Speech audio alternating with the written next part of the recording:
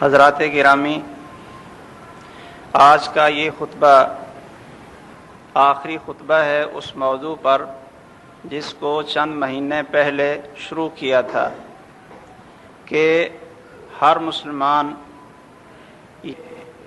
کوشش کرے کہ اس کی زندگی کے سارے طریقے محمد الرسول اللہ صلی اللہ علیہ وسلم کی سنت کے مطابق ہوں، اور خصوصاً جو اس کی عبادات ہیں، اور پھر عبادات میں بھی خصوصاً جو 5 وقت کی نماز ہے جو اللہ کے سامنے ہم ادا کرتے ہیں، وہ اس طرح پڑھنی چاہیے جو محمد الرسول اللہ صلی اللہ علیہ وسلم کا طریقہ ہے۔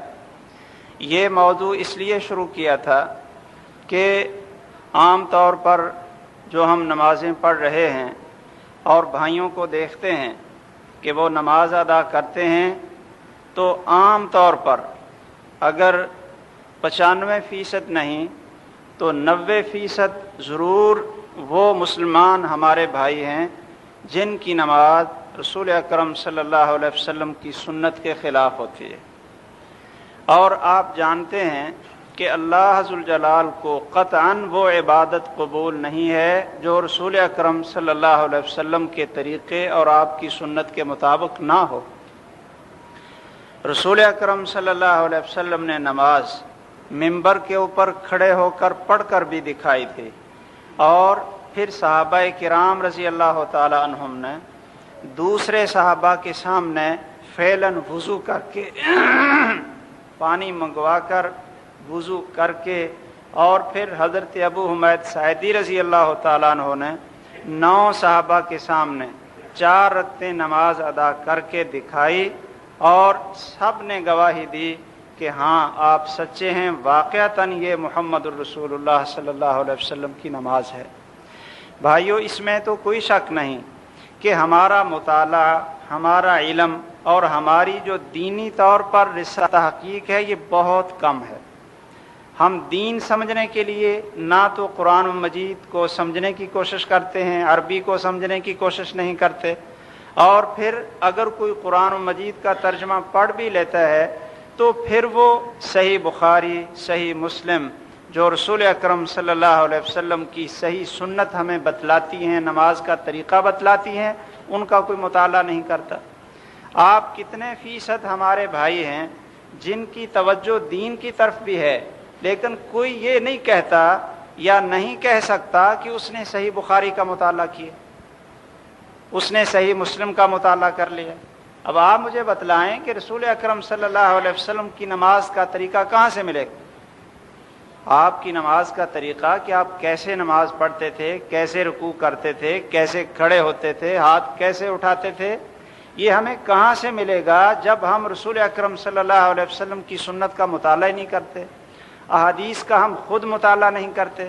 اور عام طور پر جو ہمارے ہاں نماز کا طریقہ مروج ہے، یہ طریقہ ہے دیکھا دیکھی، کہ گھر میں بچہ جب شعور اور احساس کی عمر کو پہنچتا ہے تو اپنی ماں کو یا دادی کو یا کسی کو دیکھتا ہے، یا کسی موقع پہ مسجد میں آ جاتا ہے، لوگوں کو دیکھ لیتا ہے کہ ایسے نماز پڑھتے ہیں، ویسے وہ پڑھنا شروع کر دیتا ہے۔ بالغ ہونے کے بعد اس کی یہ ریسرچ نہیں ہوتی کہ میں کوشش کروں کہ محمد الرسول اللہ صلی اللہ علیہ وسلم کی نماز کا طریقہ کیا ہے۔ اور کچھ لوگ تو اس کام سے اتنے غافل ہیں اور اس کو اتنا فضول سمجھتے ہیں، کہتے ہیں جی جیسے پڑھ لیں گے ویسے ٹھیک ہے، بس اللہ کے سامنے ساری جھکانا ہے، جیسے پڑھ لیں گے ویسے ہی نماز ہو جاتی ہے۔ یہ علماء کرام نے تو ویسے ہی پھڈے ڈالے ہوئے ہیں، ہمیں اس جنگ میں پڑھنے کی ضرورت ہی نہیں۔ اللہ اکبر! دنیا جو حقیر ہے، جو بے قیمت ہے، جو بے قدر ہے، اس کو تلاش کرنے کے لیے تو ہم علوم کی ڈگریاں، رات دن کی محنتیں، کاوشیں اور کوششیں لگا دیتے ہیں کہ ہمیں دنیا کا مال مل جائے، دنیا اکٹھی ہو جائے، لیکن اللہ کا صحیح دین تلاش کرنے کے لیے، محمد الرسول اللہ صلی اللہ علیہ وسلم کی سنت کو صحیح تلاش کرنے کے لیے ہم یہ کہہ کر اپنی جان چھڑا لیتے ہیں، چھوڑو جی یہ جیسے بھی کر لیں ویسے صحیح ہے۔ بھائیو، یہ بالکل غلط ذہن ہے، یہ غلط نظریہ ہے۔ اور یہ ذہن آپ کو اللہ ذوالجلال کی عدالت میں سرخرو نہیں کر سکے گا۔ اللہ فرماتے ہیں والذین جاہدوا فینا لنہدینہم سبلنا، کہ جو لوگ ہمارے بارے میں کوشش کرتے ہیں، کوشش ضروری ہے، جاہدوا فینا، وہ انہوں نے کوشش کی، لنہدینہم سبلنا، ہمارا وعدہ ہے کہ ہم ضرور ان کو پھر جنت کے راستے دکھا دیتے ہیں، اپنے راستے، ہدایت کے راستے، رشد کے راستے اللہ ذوالجلال ان کے لیے کھول دیتے ہیں۔ لیکن شرط کیا ہے؟ جاہدوا، کہ وہ کوشش کریں، محنت کریں اللہ ذوالجلال کا راستہ تلاش کرنے کے لیے، محمد الرسول اللہ صلی اللہ علیہ وسلم کی سنت کو تلاش کرنے کے لیے۔ تو آپ نماز کیسے پڑھتے تھے؟ یہ تڑپ ہر شخص کے اندر ہونی چاہیے، اور یہ بھی تڑپ ہونی چاہیے کہ میں اپنے دوسرے بھائیوں کی نمازیں، اولاد کی نمازیں اور عزیز و اقارب کی نمازیں بھی صحیح کراؤں۔ کیوں؟ اس لیے کہ یہ زندگی کا عمل صرف ایک دفعہ نہیں۔ بھائی دیکھیں، حج ہے نا، حج ہے، زندگی میں ایک دفعہ فرض ہے۔ اگر آپ حج میں غلطی کریں گے تو سمجھ لیں کہ زندگی میں ایک مرتبہ آپ کی غلطی ہوگی۔ لیکن نماز یہ 5 وقت کا عمل ہے، بلکہ ہر رکعت کو آپ پڑھتے ہیں، ہر رکعت کے اندر جو کام ہوتے ہیں یہ کتنی تعداد بن جاتی ہے۔ اگر آپ رکوع کے اندر غلطی کریں گے تو 4 رکعت کی نماز میں آپ نے 4 دفعہ غلطی کی، اور اگر آپ سجدے کے اندر غلطی کریں گے تو 4 رکعت کی نماز میں آپ نے 8 دفعہ غلطی کی۔ آگے حساب آپ لگا لیں کہ جتنی رکعتیں پڑھتے جائیں گے شام تک، عشاء تک، ہر سجدے میں غلطی ہوگی تو یہ گناہ اور غلطیاں کتنی اکٹھی ہوتی جائیں گی۔ تو آدمی کو اپنی نماز کی اصلاح نہیں کرنی چاہیے۔ رسول اکرم صلی اللہ علیہ وسلم نے، ایک آدمی نے نماز پڑھی، یہ جو ہم کہتے ہیں نا جی جیسے پڑھ لیں ویسے ہو جاتی ہے، جس طریقے سے پڑھ لیں، یہ بالکل غلط ذہن ہے۔ ایک آدمی نے نماز پڑھی، رسول اکرم صلی اللہ علیہ وسلم مسجد میں موجود ہیں، وہ السلام علیکم کہہ کر چلنے لگا تو آپ نے فرمایا ارجع فصلی فإنک لم تصلی، او بھائی نماز دوبارہ پڑھو، آپ نے نماز ہی نہیں پڑھی، آپ کی نماز ہی نہیں ہوئی۔ ایک اور آدمی نے نماز پڑھی تو وہ رکوع سجدہ صحیح طریقے سے نہیں کر رہا تھا، تو رسول اکرم صلی اللہ علیہ وسلم نے اس سے کہا جب وہ نماز سے فارغ ہوا، لو مت علی ھذا مت علی غیر ملت محمد صلی اللہ علیہ وسلم، اگر تجھے اسی حالت میں موت آ جائے جیسے تو نے نماز پڑھی ہے تو ملت محمد کے اوپر تیری موت نہیں ہوگی۔ رسول اکرم صلی اللہ علیہ وسلم کی ملت اور دین کے اوپر موت نہیں ہوگی۔ ہم کتنے سست ہیں۔ اللہ ذوالجلال فرماتے ہیں فویل للمصلین، نمازیوں کے لیے ہلاکت ہے، نمازیوں کے لیے ہلاکت ہے۔ کون؟ الذین هم عن صلاتهم ساہون، جو اپنی نمازوں سے غافل ہیں۔ ایک غفلت تو یہ ہے کہ بے وقت نماز پڑھیں، لیٹ کر لیں، بغیر جماعت کے نماز پڑھیں، یہ بھی غفلت ہے۔ اور ایک بہت بڑی غفلت کیا ہے کہ غیر سنت نماز پڑھیں، غیر مسنون۔ آدمی کو یقین ہونا چاہیے کہ میں جو عمل کر رہا ہوں، جو نماز پڑھ رہا ہوں، یہ محمد الرسول اللہ صلی اللہ علیہ وسلم کی نماز ہے۔ آدمی کو یقین ہونا چاہیے، اس کے پاس تحقیق ہونی چاہیے، اس کو اس کے اوپر محنت کرنی چاہیے کہ میں رسول اکرم صلی اللہ علیہ وسلم کی نماز کو تلاش کروں۔ ہاں، اگر اس نے محنت کی لیکن پھر بھی کوئی ایسی چیز رہ گئی کہ جو اس کی ریسرچ میں نہ آئی، محنت کرنے کے باوجود، اس کے بارے میں تو اللہ فرماتے ہیں ربنا لا تؤاخذنا ان نسینا او اخطانا۔ مومن دعائیں کرتے ہیں کہ یا اللہ اگر ہم سے غلطی ہو جائے، بھول جائیں، غلطی ہو جائے، نہ پتہ چلے تو ہمیں معاف کر دینا۔ اللہ نے فرمایا قد غفرت، یہ غلطی میں نے معاف کر دی۔ لیکن جان بوجھ کر ڈٹائی، ضد، ہٹ درمی کہ دین کو سمجھنے کی کوشش ہی نہ کریں اور پھر یہ کہیں چلو جی جیسی پڑھ لیں گے ویسے اللہ قبول فرما لے گا، ایسی بات نہیں ہے۔ رسول اکرم صلی اللہ علیہ وسلم نے تو یہ بھی فرمایا تھا کہ تمام لوگوں سے بدتر چور وہ ہوتا ہے جو نماز کا چور ہو، اور صحابہ نے پوچھا کہ نماز کا چور کیسے ہوتا ہے؟ تو آپ نے فرمایا کہ جو صحیح طریقے سے رکوع اور سجدہ ادا نہیں کرتا وہ نماز کا چور ہے، اور باقی چوروں سے بدتر چور ہے۔ اس لیے بھائیوں، نماز کی اصلاح بڑی ضروری ہے، اپنی بھی اور دوسروں کی بھی۔ بلکہ میں کئی دفعہ سوچتا ہوں کہ اگر آپ بھائیوں کے اندر، ہمارے اندر یہ تڑپ پیدا ہو جائے نا کہ ہم کسی کی نماز صحیح کروا سکیں، تو یہ ایسا صدقہ ہوگا، ایسی نیکی ہوگی، ایسا صدقہ جاریہ ہوگا کہ وہ آدمی جب بھی نماز پڑھے گا، ساری زندگی نماز پڑھتا رہے گا، آپ کو ثواب ملتا رہے گا۔ اس سے بڑا اور کیا صدقہ ہوتا ہے بھائی؟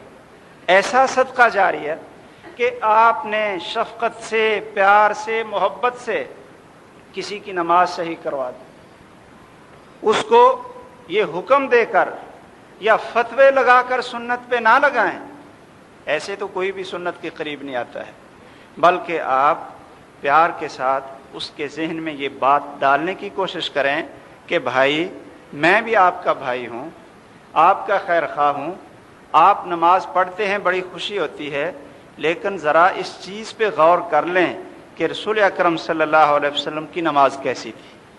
بس یہ فکر اس کے ذہن میں ڈال دیں کہ آپ تلاش کریں کہ رسول اکرم صلی اللہ علیہ وسلم کی نماز کیسی تھی، آپ رکوع کیسے کرتے تھے، سجدہ کیسے کرتے تھے، یہ آپ تلاش کریں۔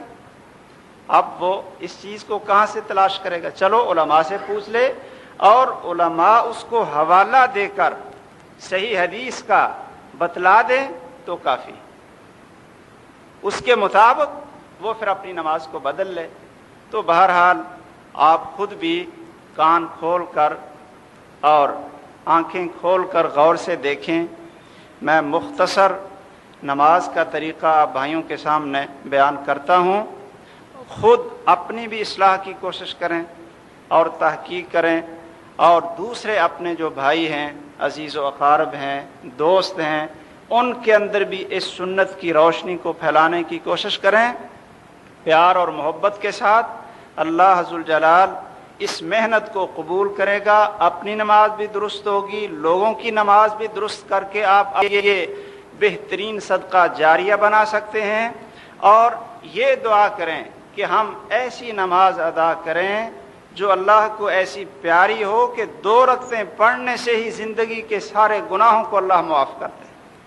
آپ نے فرمایا ہے رسول اکرم صلی اللہ علیہ وسلم نے کہ جو آدمی وضو کرتا ہے صحیح طریقے سے، جو خطبے میں نے آپ کو مسنون وضو بتا دیا تھا، پھر وہ خشوع اور خضوع کے ساتھ صحیح طریقے سے نماز ادا کرتا ہے، جب سلام پھیرتا ہے نا تو آپ فرماتے ہیں یخرج من ذنوبہ کیوم ولدتہ امہ، کہ وہ گناہوں سے اس طرح پاک اور صاف ہو کر نکلتا ہے جیسے آج اس کی ماں نے اس کو جنا۔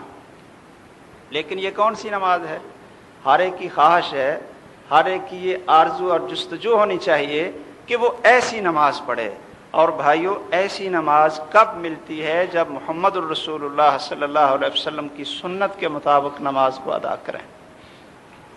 نماز شروع کرنے سے پہلے جن چیزوں کی ضرورت ہوتی ہے وہ میں نے پچھلے خطبے میں آپ کو بتلا دی ہیں۔ اب یہاں سے شروع کرتے ہیں کہ قبلے کی طرف منہ کریں۔ اللہ نے قرآن مجید میں بھی حکم دیا ہے، اور رسول اکرم صلی اللہ علیہ وسلم کا ارشاد بھی ہے کہ نماز جب آپ شروع کرنے لگیں تو قبلے کی طرف اپنا منہ کریں۔ ہاں، اگر کوئی سفر میں ہے اور وہ نفل پڑھنا چاہتا ہے، سنتیں پڑھنا چاہتا ہے، تو پھر سواری کے اوپر جدھر منہ ہو وہ پڑھ سکتا ہے۔ سواری کے اوپر وہ نفل، سنتیں، وطر پڑھنا چاہتا ہے سفر کے اندر، تو اس کے لیے قبلہ کوئی ضروری نہیں ہے قبلے کی طرف متوجہ ہونا۔ وہ سواری کے اوپر جدھر اس کا چہرہ ہوگا اسی طرف ہی متوجہ ہو کر وہ نفل، سنتیں اور وطر پڑھ سکتا ہے۔ قبلے کی طرف جب آپ کھڑے نا تو یا تو جماعت کی صورت میں کھڑے ہوں گے، وہ میں نے پیچھے آپ کو بتا دیا تھا کہ جب جماعت میں کھڑے ہوں تو صف کیسے بنانی، ایک پورا خطبہ اس موضوع پہ تھا کہ صف کیسے بنانی ہے، اور یہ کوشش کرنی ہے کہ پہلی صفوں میں آئیں۔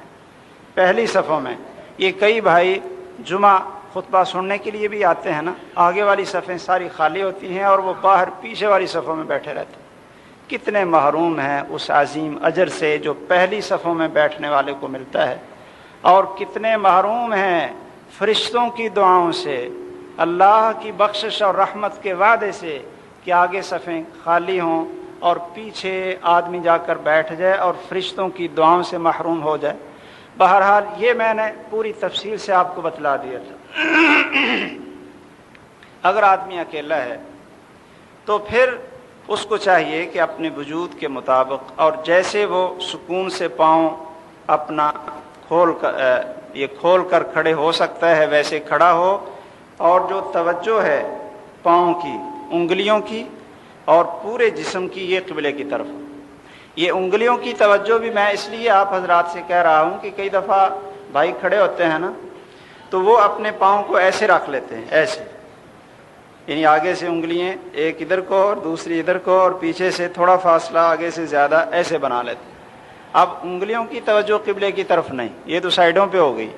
کوشش کریں کہ سیدھے کھڑے ہوں اور انگلیوں کی توجہ بھی یہ قبلے کی طرف ہو۔ رسول اکرم صلی اللہ علیہ وسلم فرماتے ہیں استقبل القبلہ، کہ پورا جسم جو ہے اس کی توجہ قبلے کی طرف ہونی چاہیے۔ بھائیو، اللہ اکبر کہنے سے پہلے نیت کر لیں، نیت، اور یہ نیت دل میں ہو۔ کون سی نماز ہے؟ ظہر کے آپ فرض پڑھنا چاہتے ہیں یا سنتیں پڑھنا چاہتے ہیں؟ اب کہ فرض پڑھیں یا سنتیں پڑھیں ان کی کیفیت تو ایک ہی ہے نا۔ اب یہ نیت سے فرق پڑے گا کہ آپ فرض پڑھ رہے ہیں یا سنتیں پڑھ رہے ہیں۔ رسول اکرم صلی اللہ علیہ وسلم فرماتے ہیں انما الاعمال بالنیات، کہ اعمال کا دار و مدار نیتوں پر ہے۔ نیت صحیح ہوگی تو عمل صحیح ہوگا، نیت میں فساد اور فتور ہوگا تو عمل باطل ہو جائے گا۔ اس لیے نیت کرنا، ہاتھ اٹھانے سے پہلے سوچ لیں کہ آپ کیا پڑھنے لگے۔ کئی بھائی کہہ دیتے ہیں جی جب ہم مسجد میں آتے ہیں تو نیت ہوتی ہے نماز کی تو آتے ہیں نا۔ ہاں صحیح بات ہے، نماز کی نیت تو ہوتی ہے آپ کی، لیکن یہ نیت کہ یہ سنتیں ہیں یا فرض ہیں، یہ اب آپ جو پڑھنے لگے ہیں ہاتھ اٹھا کر، یہ آپ فرض پڑھنے لگے ہیں کہ سنتیں پڑھنے لگے ہیں، یہ نیت تو ضروری ہے نا۔ یہ نیت تو اب کریں گے، مسجد میں آتے ہوئے تو آپ نے عام نماز کی نیت کر لی، چلو اس کا اللہ تعالیٰ آپ کو اجر دے گا، لیکن شروع کرنے سے پہلے یہ امتیاز کرنا کہ یہ نفل پڑھنے لگے ہیں، سنتیں ہیں، فرض ہیں، کیا ہیں، یہ تو شروع کرنے سے پہلے پتہ چلے گا نا۔ اس لیے نیت کریں، اور یہ بات اچھی طرح ذہن میں رکھ لیں کہ نیت یہ دل سے ہوتی ہے، دل کے ارادے کو نیت کہتے ہیں۔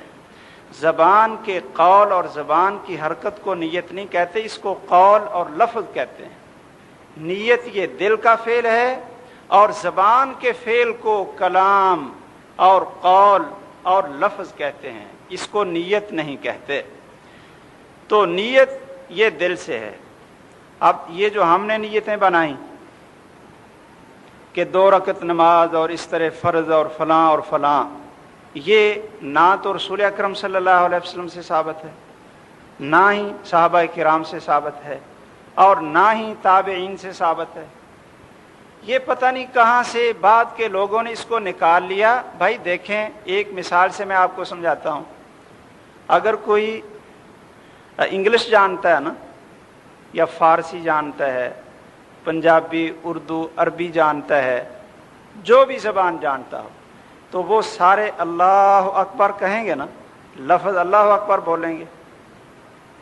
کوئی فارسی والا یہ نہیں کہہ سکتا اللہ بزرگ ترست، کیونکہ اس کی زبان فارسی ہے۔ فارسی میں اللہ سب سے بڑا ہے، اس کا یہ ترجمہ ہے کہ اللہ بزرگ ترست، کہ اللہ سب سے برتر ہے، سب سے بلند۔ وہ ایسے نہیں کہے گا اللہ بزرگ ترست۔ اور جو پنجابی جانتا ہے، عربی نہیں جانتا، وہ یہ نہیں کہے گا کہ اللہ بہت بڑا ہے۔ نہیں، ایک لفظ بولیں گے سارے، کوئی کسی کی زبان ایک لفظ بولیں، کیا اللہ اکبر۔ کیوں؟ کیوں؟ اس لیے رسول اکرم صلی اللہ علیہ وسلم یہ لفظ بولتے تھے۔ اب اس میں کوئی اختلاف نہ رہا، نہ زبان کا مسئلہ بنا، نہ علاقے کا مسئلہ بنا، سارے اللہ اکبر۔ اگر رسول اکرم صلی اللہ علیہ وسلم زبان سے نیت کرتے تھے تو اس کے الفاظ ہوں گے نا، تو پھر سب کو ان الفاظ کے ساتھ نیت کرنی چاہیے تھی، اپنے اپنے لفظ بنانے کی کیا ضرورت تھی؟ اگر رسول اکرم صلی اللہ علیہ وسلم زبان سے نیت کرتے تھے تو ہم پوچھتے ہیں وہ کون سے لفظ تھے؟ تو پھر وہ لفظ یاد کرنے اور کروانے چاہیے تھے جیسے لفظ اللہ اکبر ہر ایک نے پکایا ہوا ہے، پھر وہ لفظ ہمیں یاد کرنے چاہیے، لیکن ہر ایک کی اپنی اپنی نیت ہے۔ اسی سے پتہ چلتا ہے کہ رسول اکرم صلی اللہ علیہ وسلم نیت کے لیے زبان سے لفظ نہیں بولتے تھے، دل میں ارادہ، ہر ایک اپنی اپنی زبان میں جو وہ سمجھتا ہے، شعور رکھتا ہے، اس کا اپنا ارادہ ہوتا ہے کہ میں اب کیا پڑھنے لگا ہوں۔ تو بہرحال نیت کریں، اور نیت کرنے کے بعد دل میں نیت کرنے کے بعد پھر آپ اللہ اکبر کہیں اور ہاتھوں کو اٹھائیں۔ جب ہاتھوں کو اٹھائیں تو یہ بھی قبلے کی طرف ہونے چاہیے، ہاتھ بھی قبلے کی طرف ہونے چاہیے، نہ تو بند ہونے چاہیے اور نہ زیادہ انگلیوں کو تکلف سے کھلا رکھا جائے، بلکہ جو ان کی اپنی اصلی اور طبعی حیت ہے اور کیفیت ہے اس میں رکھا جائے قبلے کی طرف، یا تو کندھوں کے برابر، یہ بھی صحیح بخاری کی حدیث ہے، اور یا پھر کانوں کے برابر، یہ بھی صحیح بخاری کی حدیث ہے۔ اس طرح آپ سکون کے ساتھ ہاتھ اٹھائیں اور اللہ اکبر کہہ کر نماز کو شروع کر دیں۔ یہ جو ہاتھ اٹھانے کی کیفیت میں نے آپ بھائیوں کو بتلا رہا ہوں نا، یہ حضرت عبداللہ ابن عمر جو رسول اکرم صلی اللہ علیہ وسلم کے صحابی ہیں، اور حضرت مالک بن حویرث جو آپ کے صحابی ہیں، اور حضرت وائل بن حجر رضی اللہ تعالیٰ عنہم جو آپ کے جلیل القدر صحابی ہیں، یہ تینوں یہ کیفیت بیان کرتے ہیں کہ رسول اکرم صلی اللہ علیہ وسلم کندھوں کے برابر ہاتھوں کو اٹھاتے، اور رسول اکرم صلی اللہ علیہ وسلم کانوں کے برابر اپنے ہاتھوں کو اٹھاتے تھے۔ یہ دونوں ہی روایات صحیح بخاری کے اندر، صحیح مسلم کے اندر، سنن نسائی کے اندر اور دوسری احادیث کی کتابوں میں موجود ہیں۔ یہ جو نماز شروع کرتے ہوئے کئی بھائی خیال ادھر ادھر اور جلدی جلدی آئے اور جھٹکا دیا اور جو ہے نا نماز شروع کر لی، یہ نماز کے ادب کے خلاف ہے، یہ اللہ ذوالجلال کے سامنے یہ کھڑے ہونے کے آداب کے خلاف۔ اسکنوا فی الصلاۃ، رسول اکرم صلی اللہ علیہ وسلم کا حکم ہے کہ نماز کے اندر سکون اختیار کرو، اطمینان، اور یہ اطمینان سکون کے ساتھ آپ ہاتھوں کو اٹھائیں، دل میں نیت ہو اللہ کے سامنے کھڑے ہیں، کون سی نماز پڑھ رہے ہیں، اور اللہ اکبر، اللہ، یہ جو لفظ اللہ ہے نا، عربی میں اس کا تلفظ کریں تو طریقہ یہ ہے کہ زبان کو مفخم کریں، موٹا کریں، اللہ، یعنی اللہ نہیں، اللہ، اللہ، اللہ اکبر۔ یہ اللہ ذوالجلال اتنے عظیم ہیں کہ اس کا جو علم اور نام ہے وہ بولتے ہوئے بھی آدمی کے اندر اس کی عظمت اور اس کی تعظیم کا تصور ہونا چاہیے۔ اللہ اکبر کہہ کر دایاں ہاتھ بائیں ہاتھ کے اوپر رکھ لیں، دایاں ہاتھ بائیں ہاتھ کے اوپر رکھنا ہے۔ یہ تو حکم ہے رسول اکرم صلی اللہ علیہ وسلم کا کہ دایاں ہاتھ بائیں ہاتھ کے اوپر رکھیں نماز میں۔ اب رکھنا کیسے ہے بھائیو؟ یہ حضرت وائل بن حجر کی روایت ہے، نسائی کے اندر، ابو داود کے اندر اور صحیح ابن خزیمہ کے اندر، کہ رسول اکرم صلی اللہ علیہ وسلم دائیں ہاتھ کو بائیں ہاتھ کی پشت اور جوڑ اور کلائی کے اوپر رکھتے تھے۔ وضع یدہ الیمنی علی ظہر کفہ الیسری والرسغ والساعد، کہ دایاں ہاتھ بائیں ہاتھ کی پشت اور جوڑ اور کلائی کے اوپر رکھتے تھے۔ اس لیے آپ نماز میں دایاں ہاتھ اس طریقے سے رکھیں کہ یہ تینوں جگہ پہ اس کا حصہ آ جائے۔ یہ آپ دیکھیں، کلائی پہ بھی آ گیا، جوڑ پہ بھی آ گیا، اور اس ہاتھ کی پشت پہ بھی آ گیا۔ اس طریقے سے آپ ہاتھ کو باندھیں۔ پھر یہ رکھنا کہاں ہے، کس جگہ پہ؟ جو رسول اکرم صلی اللہ علیہ وسلم کی سنت ہے احادیث کے اندر، وہ 3 احادیث ہیں۔ ایک تو حضرت وائل بن حجر رضی اللہ تعالیٰ عنہ کی روایت، دوسری حلب الطائی کی روایت، اور تیسری سنن ابی داود کے اندر حضرت طاووس رحمہ اللہ کی روایت۔ یہ تینوں کہتے ہیں کہ رسول اکرم صلی اللہ علیہ وسلم جب نماز شروع کرتے تو دایاں ہاتھ بائیں ہاتھ کے اوپر رکھتے علی صدرہی، اپنے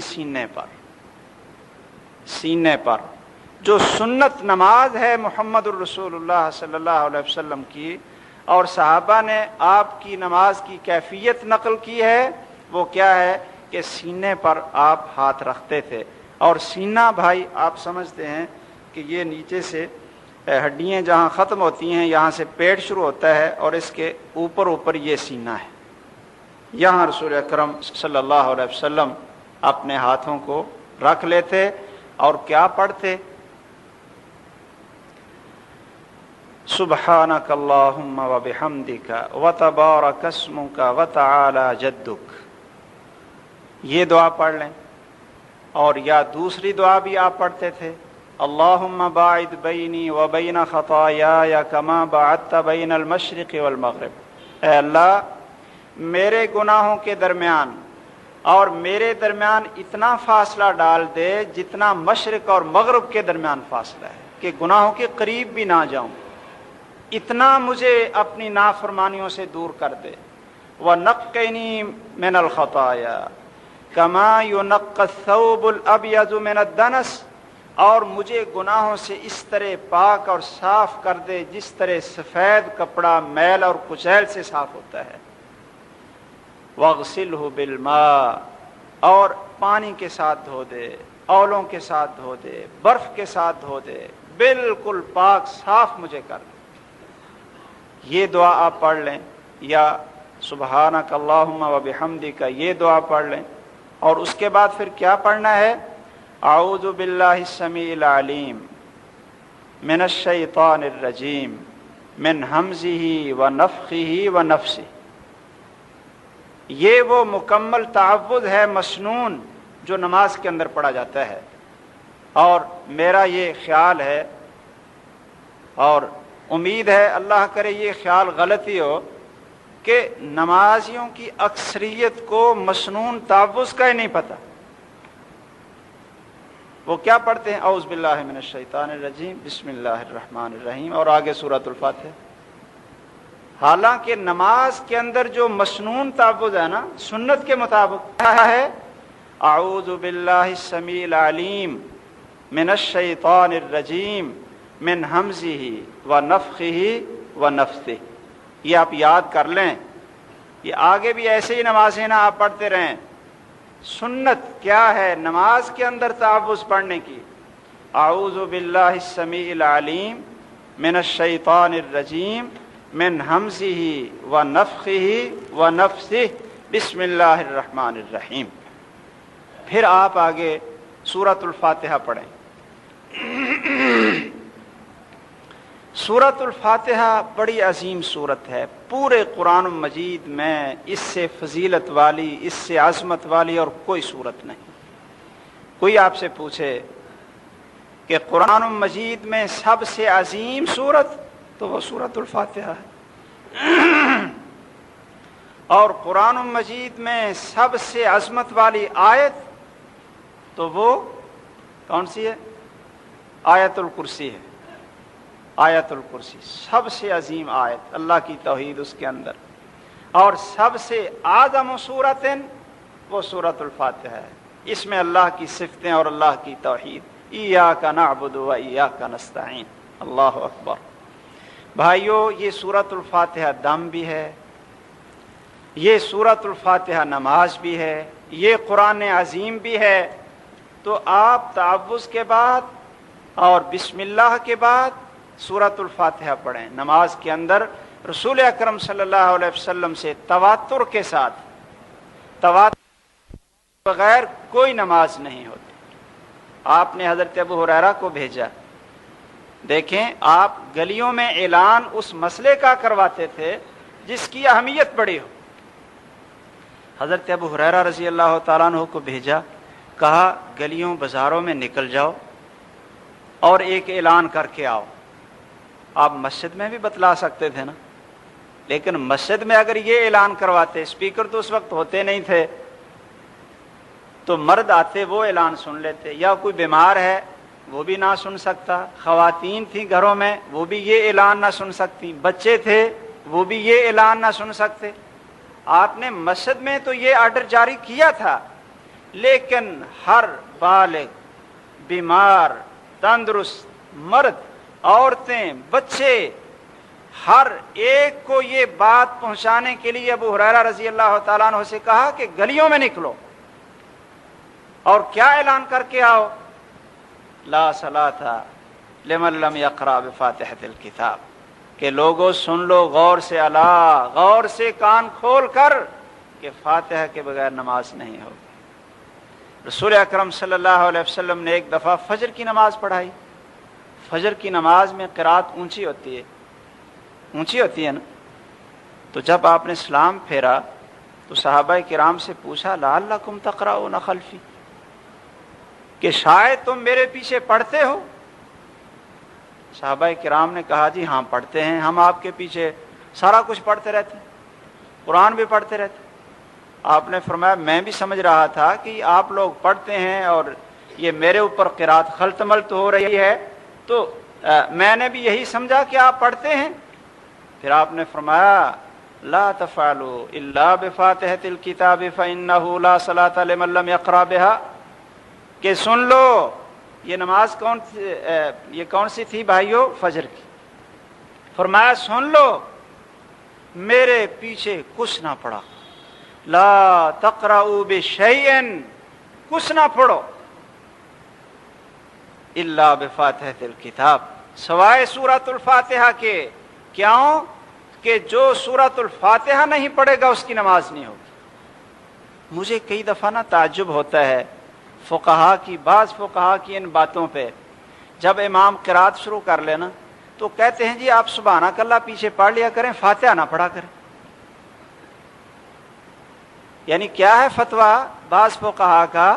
کہتے ہیں جب امام نے قرات شروع کر دی نا، اونچی پڑھنا شروع کر دیا، تو سبحانک اللہ پیچھے پڑھ لیا کریں، دعائے افتتاح تو سورت فاتحہ نہ پڑھا کریں۔ اچھا بھائی کیوں؟ کیا سبحانک اللہ پڑھنا فرض ہے؟ سبحانک اللہ پڑھنے میں قرآن مجید کی یہ قرات میں خلل واقع نہیں ہوتا؟ یہ ایسی باتیں ہیں جو بالکل رسول اکرم صلی اللہ علیہ وسلم کے حکم اور سنت کے خلاف۔ آپ نے فرمایا لا تقرؤوا بشیء، کہ جب میں اونچی قرات کروں، فجر جیسی نماز ہو، کچھ نہ پڑھو۔ آپ سبحانک اللہ نہیں پڑھ سکتے، اگر امام نے قرات شروع کر دی، آپ بعد میں آ کر ملے تو آپ سبحانک اللہ نہ پڑھیں، اللہم باعث بینی نہ پڑھیں، لا تقرؤوا بشیء، آپ کچھ نہ پڑھیں، اللہ اکبر کہیں اور اعوذ باللہ پڑھ کر سورۃ الفاتحہ پڑھ لیں، کیونکہ اس کے بغیر نماز نہیں ہے۔ لیکن افسوس ہے کہ اگر امام اونچی قرات کرے، پیچھے فاتحہ پڑھ لیں تو کہتے ہیں جی منہ میں آگ پڑ گئی، اور سبحانک اللہ پڑھ لیں تو پھر نماز صحیح ہو گئی۔ یہ کیسی یعنی ظلم کی بات ہے کہ لوگوں کو رسول اکرم صلی اللہ علیہ وسلم کی سنت سے دور کیا، کہ فاتحہ پڑھیں پیچھے تو کہتے ہیں جی آگ پڑے گی قیامت کے دن، نعوذ باللہ من ذالک۔ ایسی موضوع اور من گھڑت واہیات روایات بنا بنا کر لوگوں کو دین سے دور کیا ہوا ہے۔ تو سورۃ الفاتحہ یہ آپ اکیلے نماز پڑھیں، فرض پڑھیں، نفل پڑھیں، امام کے پیچھے پڑھیں، امام بن کر پڑھیں، آپ کا عام اعلان ہے لا صلاۃ لمن لم یقرأ بفاتحۃ الکتاب، جیسے اعلان ہے لا نبی بعدی، میرے بعد کوئی نبی نہیں آئے گا، کوئی نبی نہیں آئے گا، لا صلاۃ الا بفاتحۃ الکتاب، سورۃ فاتحہ کے بغیر نماز نہیں ہوگی۔ ہاں میرے بھائیو، اگر زور اثر کی نماز ہے نا، جن میں قرات آہستہ امام پڑھتا ہے، تو اس میں آپ سورۃ الفاتحہ بھی پڑھیں اور اس کے بعد جو آپ کو سورت آتی ہے وہ بھی پڑھ لیں۔ لیکن جو جہری نمازیں ہیں، یعنی مغرب، عشاء اور فجر کی نماز، ان میں چونکہ امام اونچی قرات کرتا ہے، اس لیے اگر آپ شروع میں اللہ اکبر میں ملیں تو پھر سبحانک اللہ بھی پڑھیں، اور اسی طرح دوسری دعا بھی آپ پڑھ سکتے ہیں اللہم باعث بینی، پھر سورۃ الفاتحہ پڑھیں، اور پھر جب امام اونچی پڑھ رہا ہے تو آگے آپ خاموش ہو جائیں، سورۃ الفاتحہ کے بعد کچھ نہ پڑھیں۔ اور اگر آپ اس وقت آ کر ملے کہ جب امام نے قرات شروع کر دی سورۃ الفاتحہ، تو پھر آپ سبحانک اللہ نہیں پڑھیں گے، بلکہ آ کر سورۃ الفاتحہ پڑھیں گے اور آگے والی سورت میں آپ خاموش ہو کر امام کی قرات کو سنیں گے۔ اور یہ بھی میرے بھائی اس بات کو بھی یاد رکھیں کہ یہ جو رسول اکرم صلی اللہ علیہ وسلم نے فرمایا ہے یہ قرآن کے مطابق اور قرآن کی تفسیر ہے۔ کوئی بھائی یہ تصور کر سکتا ہے کہ آپ کا فرمان قرآن کے خلاف ہوگا؟ بھئی قرآن آپ کے اوپر اترا، اللہ نے آپ کو قرآن بھی سکھایا، قرآن کی تفسیر بھی سکھائی، قرآن کی تفسیر آپ زیادہ جانتے ہیں یا ہم زیادہ جانتے ہیں؟ قرآن مجید کا مفہوم اور آیات کی تفسیر وہ کون زیادہ جانتا ہے؟ رسول اکرم صلی اللہ علیہ وسلم سب مفسرین سے زیادہ قرآن کے معنی جانتے ہیں۔ تو جو آپ قرآن مجید کا معنی بیان کریں گے وہ ہمیں سمجھنا چاہیے کہ اپنی تفسیریں بنائے پھریں۔ قرآن مجید میں آیا، یہ مکی صورت ہے، وَإِذَا قُرِئَ الْقُرْآنُ فَاسْتَمِعُوا لَهُ وَأَنصِتُوا لَعَلَّكُمْ تُرْحَمُونَ، کہ قرآن پڑھا جائے خاموشی کے ساتھ، غور کے ساتھ سنو تاکہ تمہارے اوپر اللہ کی رحمت ہو۔ کافر کہتے تھے جب قرآن پڑھا جائے تو شور کیا کرو۔ وقال الذين كفروا لا تسمعوا لهذا القرآن والغوا فيه، کافر کہتے تھے یہ جب قرآن تمہیں سنائے تو آگے سے شور کیا کرو۔ تو اللہ ذوالجلال نے اس کا کیا جواب دیا کہ بدبختو، قرآن پڑھا جائے تو خاموش ہو کر سنا کرو، شور نہ کیا کرو تاکہ تمہارے اوپر بھی اللہ کی رحمت۔ یہ مکی آیات ہیں، ان کا نماز کے اندر سورۃ الفاتحہ پڑھنے سے کیا تعلق ہے؟ لیکن توڑ موڑ کر اس کو اس کے ساتھ جوڑا جائے تو بھائیو یہ ایسی تفسیر ہے جو اپنی رائے سے، اپنے قیاس سے اور اپنی خواہش کی تفسیر ہے۔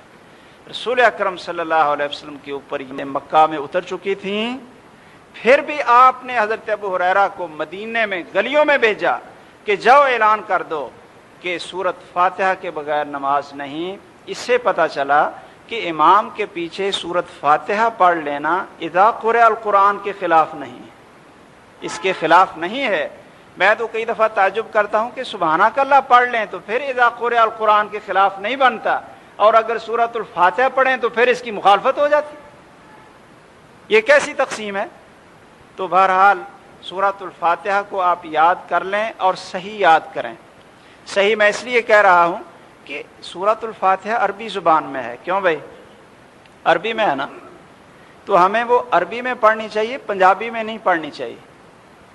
اور ہمارے بھائی جو انگلش پڑھتے ہیں نا وہ بڑے مشکل کے ساتھ اپنے تلفظ اور اپنا لہجہ جو ہے نا انگریزوں جیسا بنانے کی کوشش کرتے ہیں اور بڑا زور لگاتے ہیں۔ ٹیچر بھی ان کو بہت زور لگاتے ہیں کہ بھئی آپ انگلش کا جو تلفظ ہے نا وہ آپ صحیح ادا کریں ورنہ معنی بگڑے گا۔ تو بھائی سورۃ الفاتحہ جو ہے یہ اللہ کی کلام، عربی زبان، اگر اس کے صحیح تلفظ ادا نہیں کریں گے تو معنی کیسا بن جائے گا؟ بالکل بگڑ جائے گا۔ اللہ اکبر۔ صراط الذین انعمت علیہم، کوئی شخص اگر اس کو انعم تو پڑھ لیتا ہے تو پھر وہ کیا کہتا ہے کہ میں نے انعام کیا ہے۔ اب انعام کرنے والا تو اللہ ہے۔ تو بہرحال آپ صحیح کسی قاری صاحب کو اپنی سورۃ الفاتحہ سنائیں تاکہ جو آپ کی غلطیاں ہیں اس کے اندر وہ صحیح ہو جائیں۔ بھائیو جب قرات مکمل ہو تو پھر آپ رکوع کے لیے اللہ اکبر کہہ کر رکوع میں چلے جائیں۔ رکوع کیسے کرنا ہے؟ غور سے آپ دیکھ لیں کہ دونوں ہاتھ ہیں ان کو کھول کر گھٹنوں کے اوپر رکھیں اور انگلیوں کو پھیلا کر مضبوطی سے ان کو پکڑ لیں اور یہ بازو جو ہے یہ سیدھا ہو۔ انگلیوں کو پھیلا کر ایسے رکھیں جیسے گھٹنے کو پکڑا ہوا ہے اور بازو کو سیدھا کریں۔ جو پشت اور سر ہے اس کو سیدھا کریں، اور یہ اس وقت سیدھا ہوگا جب آپ اپنے بازوؤں کو سیدھا کر کے گھٹنوں کے اوپر وزن ڈالیں گے نا، وزن ڈالیں گے تو پھر کمر اور سر سیدھا ہو جائے گا۔ اتنا سیدھا کریں یہ ذرا دیکھنا جمعے کی نماز کے بعد بھائی جب سنتیں پڑھیں گے نا، بلکہ آپ دیکھتے ہی ہوں گے، دوسروں کو دیکھتے ہی ہوں گے کہ جب رکوع میں جاتے ہیں کسی کا سر نیچے ہے، کسی کا اوپر ہے، اور کمر کسی کی ایسے نکلی ہوئی ہے۔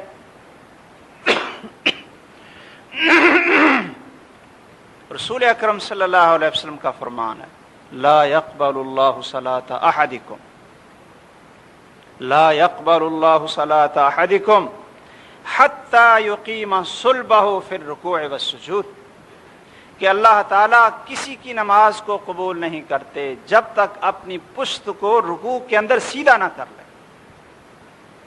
اب اکثریت جب ہم دیکھیں کہ پشتی سیدھی نہیں، کمر جو ہے نا اوپر کو نکلی ہوئی درمیان سے اور سر نیچے ہے، تو کیا اللہ تعالیٰ ایسی نماز کو قبول کر لیں گے؟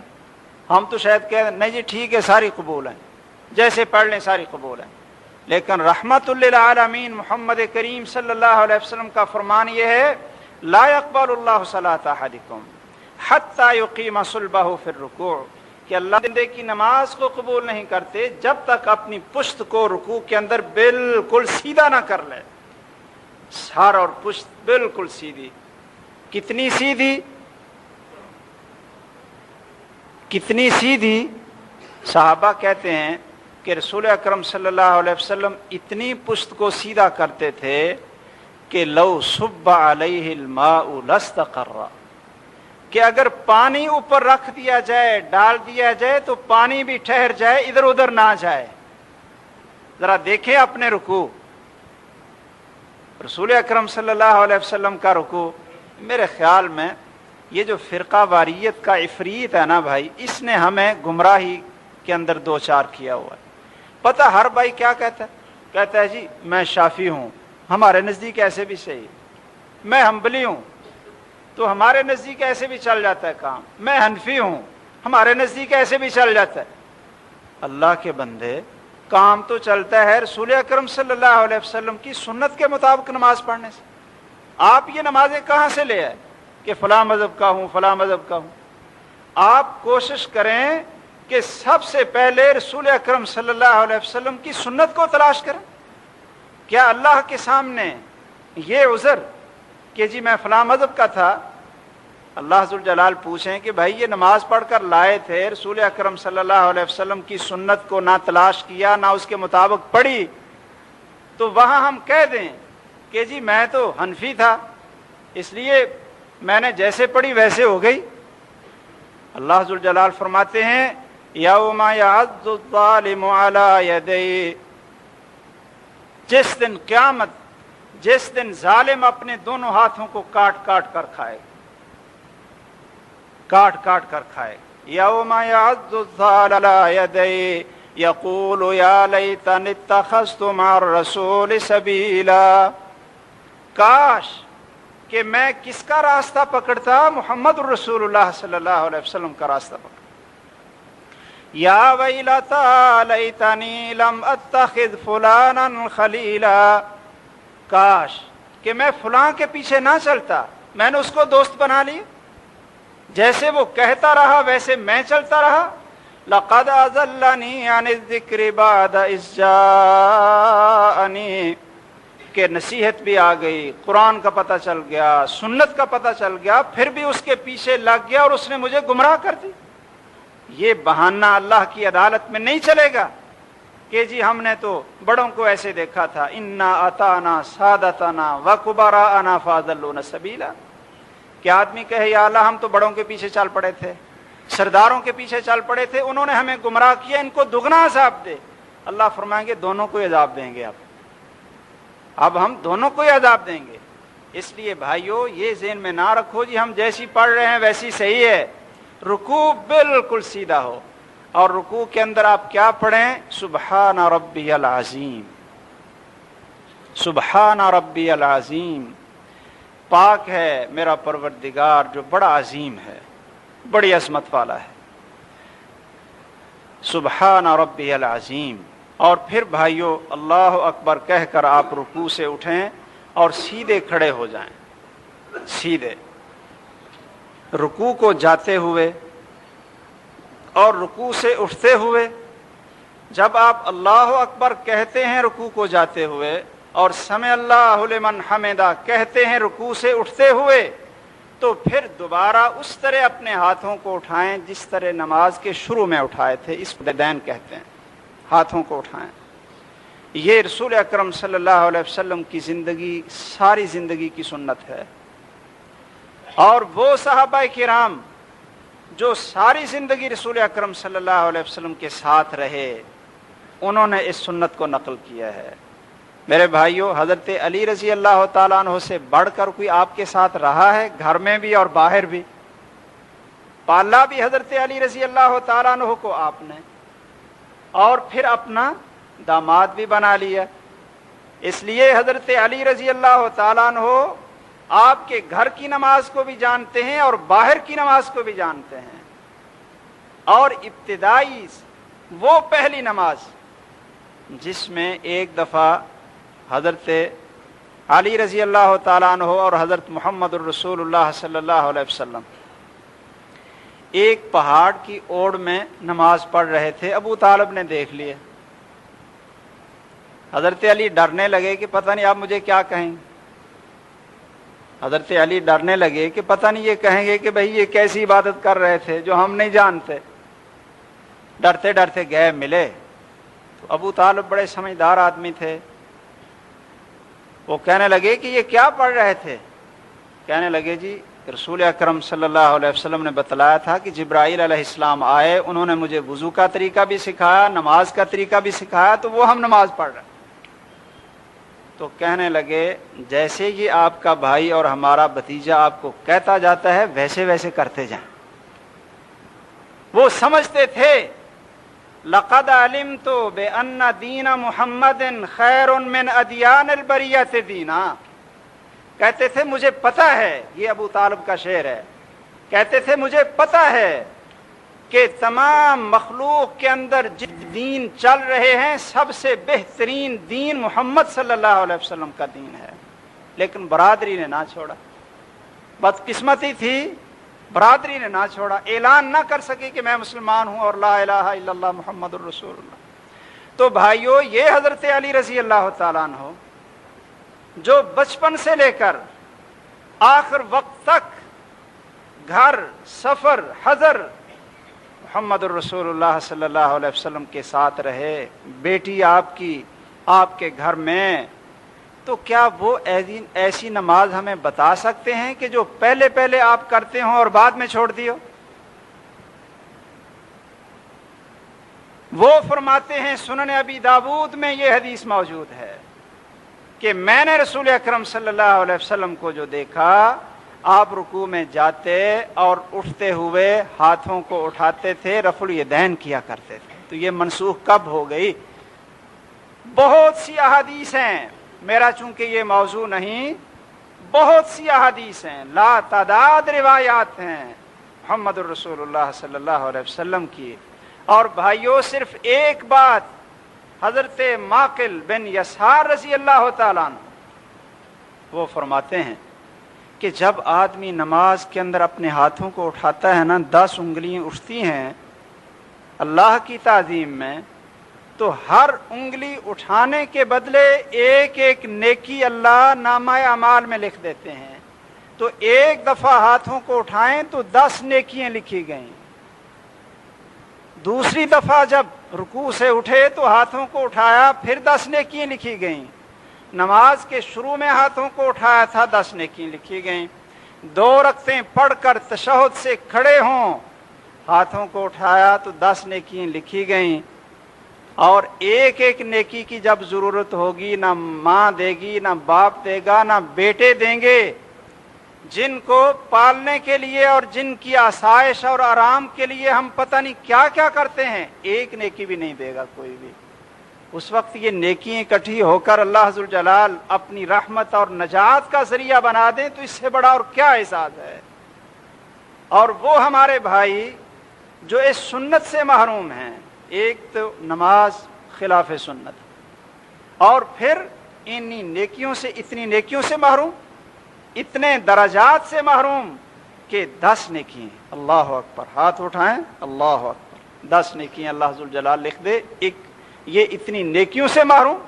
تو بھائیو جب رکوع سے اٹھیں تو اپنے ہاتھوں کو اٹھائیں، سمع اللہ لمن حمدہ ربنا لک الحمد حمدا کثیرا طیبا مبارکا فیہ، اور سیدھے کھڑے ہوں، پھر آپ سجدے کو جائیں، اور جب سجدے کو جائیں تو پہلے ہاتھ زمین پہ رکھیں، زمین پہ پہلے ہاتھ رکھیں، یہ رسول اکرم صلی اللہ علیہ وسلم کا حکم ہے۔ آپ فرماتے ہیں جب تم میں سے کوئی سجدہ کرے فَلْيَضَعْ يَدَيْهِ قَبْلَ رُكْبَتَيْهِ، تو پہلے اپنے ہاتھوں کو رکھو، بعد میں گھٹنے رکھو۔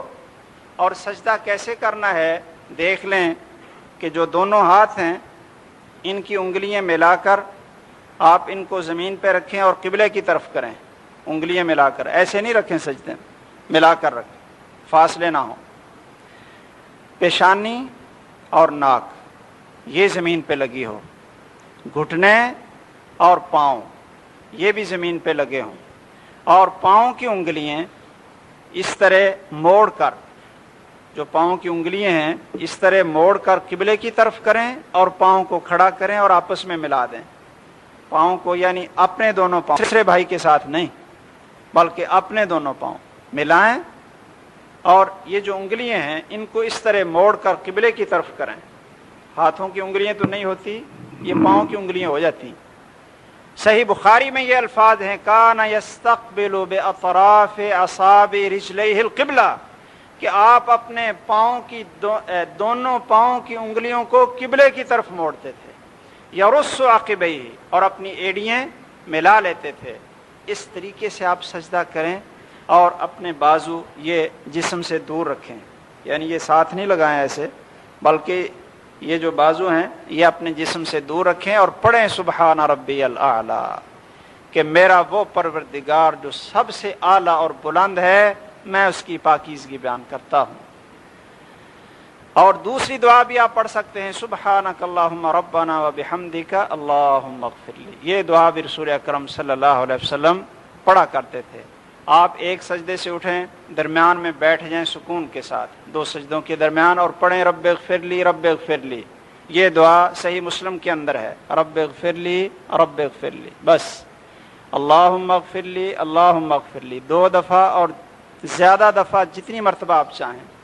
پھر آپ دوسرے سجدے میں چلے جائیں اور اسی طریقے سے 7 جوڑوں پہ سجدہ کریں جیسے میں نے آپ کو بتلایا۔ ناک یہ زمین پہ لگنی چاہیے، جس کی ناک زمین پہ نہ لگے رسول اکرم صلی اللہ علیہ وسلم فرماتے ہیں کہ اس کی نماز نہیں ہوتی، اس کی نماز اللہ قبول نہیں فرماتے ہیں۔ دوسرے سجدے کے بعد آپ اٹھیں اور سکون کے ساتھ بیٹھیں پہلے ایک دفعہ، جس کو جلسہ استراحت کہتے ہیں، اور بیٹھنے کے بعد پھر آپ دوسری رکعت کی طرف کھڑے ہوں، اور یہ بیٹھنا سنت ہے رسول اکرم صلی اللہ علیہ وسلم کی۔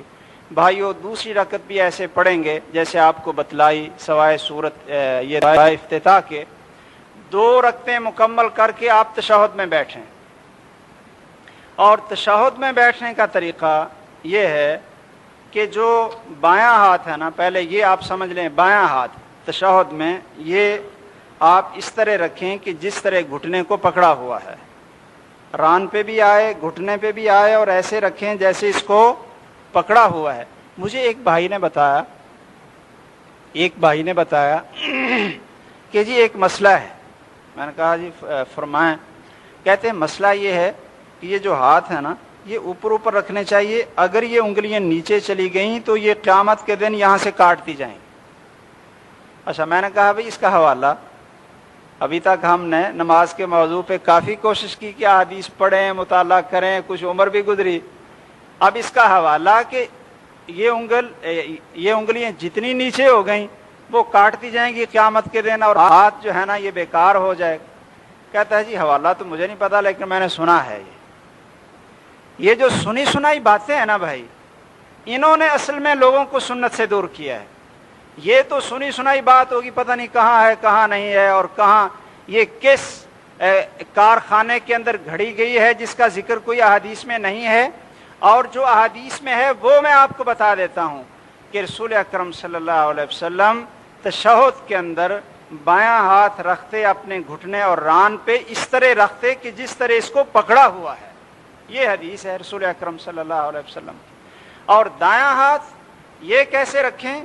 یہ اپنی ران پہ رکھیں اور 53 کی گرا، 53 کی اشارہ کرنے کے لیے. 53 یہ ہوتا ہے کہ یہ تینوں ہاتھ آپ بند کر، یہ تینوں انگلیاں بند کر لیں، اور یہ جو انگوٹھا ہے اس کو تشہد والی انگلی کے نیچے جڑ میں رکھیں.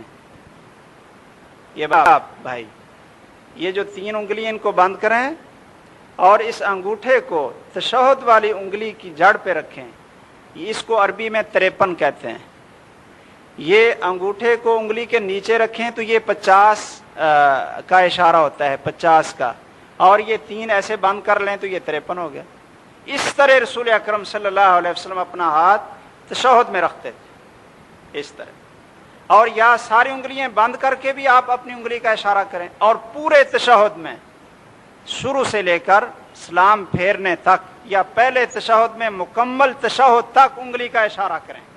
مکمل تشہد کے اندر جتنی دیر آپ بیٹھے ہیں، تشہد پڑھا، درود پڑھا، دعائیں پڑھیں، اس انگلی کا اشارہ آپ رکھیں. اور یہ اشارہ شیطان کے اوپر اتنا خطرناک ہے.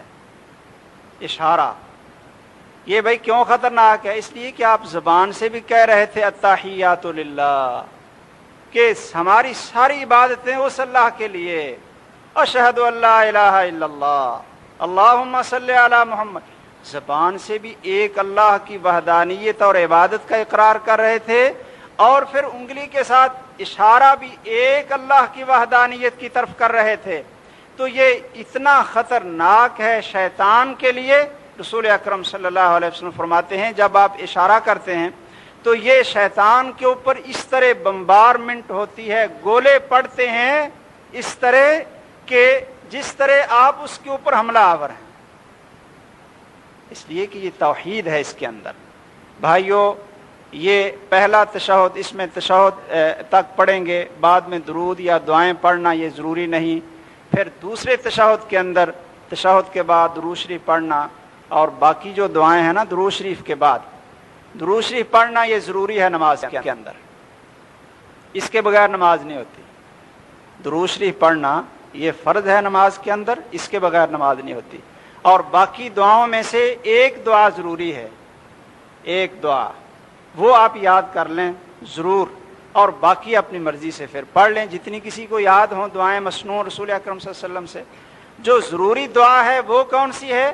4 چیزوں سے پناہ مانگنی. اللہم انی اعوذ بک من عذاب القبر واعوذ بک من عذاب جہنم واعوذ بک من فتنۃ المسیح الدجال واعوذ بک من فتنۃ المحیا والممات.